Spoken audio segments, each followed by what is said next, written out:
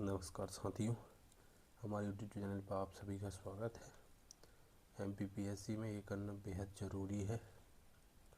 आइए शुरू करते हैं। MPPSC प्रीलिम्स इकाई 1 MCQ प्रैक्टिस। और वैदिक नदी कुंभा काबुल का स्थान कहाँ निर्धारित होना चाहिए?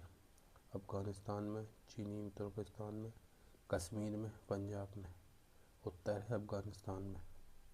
24वां, निम्नलिखित में से कौन राजस्थान त्रिजी में शामिल नहीं है? भागवत, ब्रह्मसूत्र, भगवद गीता, उपनिषद। 25वां सम्मिलित कीजिए।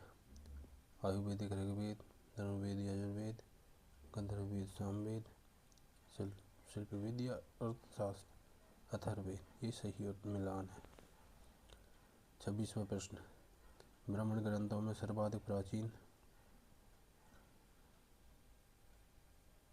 कौन सा है? ऐतरेय ब्राह्मण, शतपथ ब्राह्मण, गौपद ब्राह्मण, पंचविंश ब्राह्मण। अथर्ववेद का अर्थ पवित्र जादू, यज्ञ, स्तुति, दर्शन। निम्न में से कौन सी स्मृति प्राचीनतम है? मनुस्मृति, यज्ञवल स्मृति, नारद स्मृति, पाराशर स्मृति।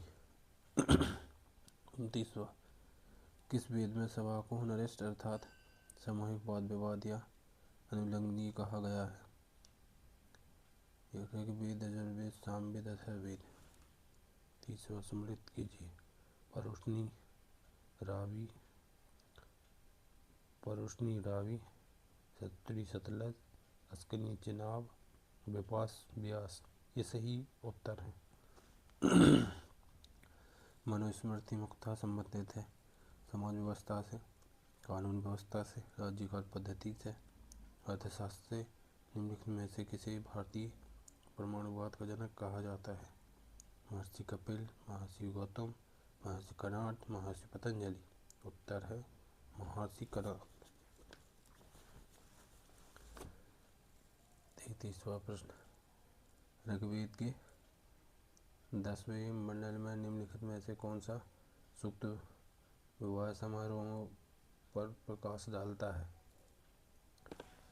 ऑप्शन ए सूर्य सूक्ता, पुरुष सूक्ता, दान सूक्ता, ओण सूत्र। उत्तर है सूर्य सूक्ता। 34वां, भारतीय संस्कृति के अंतर्गत ऋत का अर्थ है प्राकृतिक नियम, कृत्रिम नियम, मानवीय नियम, सामाजिक नियम। ऋग्वेदिक जनसभा जो न्यायिक कार्यों से संबंधित है, ये सभा, समिति, विदत, उपरोक्त सभी। उत्तर है सभा।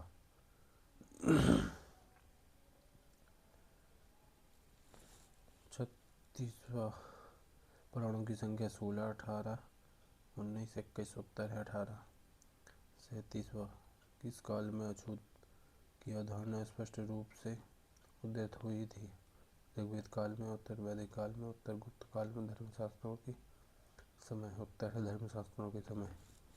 38वां, संस्कारों की कुल संख्या कितनी है? 10, 12, 15, 16। उत्तर है 16।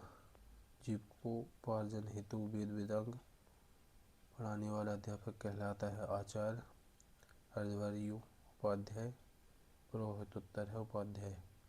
देवनागरी लिपि का विकास किस लिपि से हुआ? खरोष्ठी लिपि, ब्राह्मी लिपि, ग्रंथ लिपि, शारदा लिपि। उत्तर है ब्राह्मी लिपि।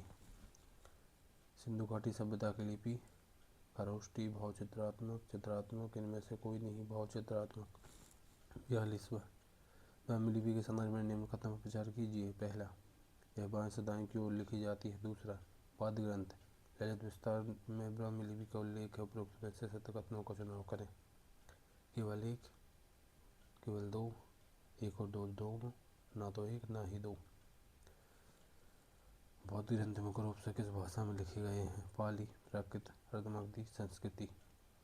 44वां, निम्नलिखित में से किस ग्रंथ में संज्ञागण को समानार्थक माना गया है? पाणिनि स्त्याही, बौद्ध ग्रंथ मज्जिम निजाम, कूट। केवल एक, केवल दो, एक और दो दोनों, दोनों में से कोई नहीं। कौटिल्य के अर्थशास्त्र में कितने प्रकार के संघ राज्यों को उल्लेख है? A2, B3, सी 4 और डी 5। उत्तर है 2। आज के लिए इतना ही।